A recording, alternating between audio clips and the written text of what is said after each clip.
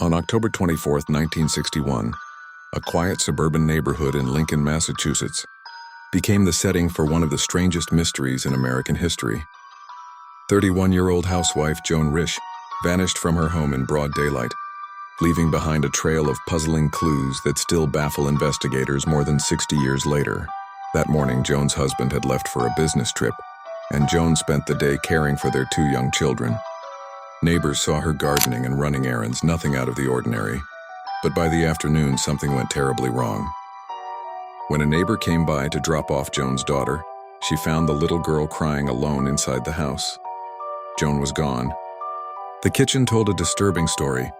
Blood was found on the floor, smeared on the walls and leading out the back door into the driveway. Yet there was no sign of a body. A phone had been ripped from the wall and Joan's purse and belongings were still inside.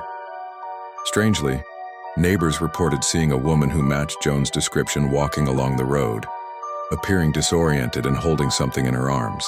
But no one could confirm if it was truly her. Theories began to swirl. Some believed Joan had been attacked or kidnapped.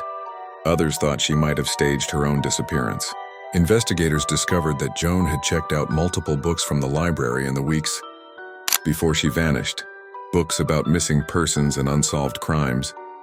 Was she researching for personal reasons or planning her own escape? Despite one of the largest searches in the area's history, no trace of Joan Risch was ever found. The blood evidence suggested she may have been injured, but it wasn't enough to explain her complete disappearance. Her husband and family were never charged or implicated, and the case eventually went cold. Decades later, the disappearance of Joan Risch remains unsolved. Was she the victim of a violent crime? Did she choose to walk away from her life, or was it something far stranger? The trail of blood, the vanished housewife, and the unanswered questions have cemented her story as one of New England's most enduring mysteries.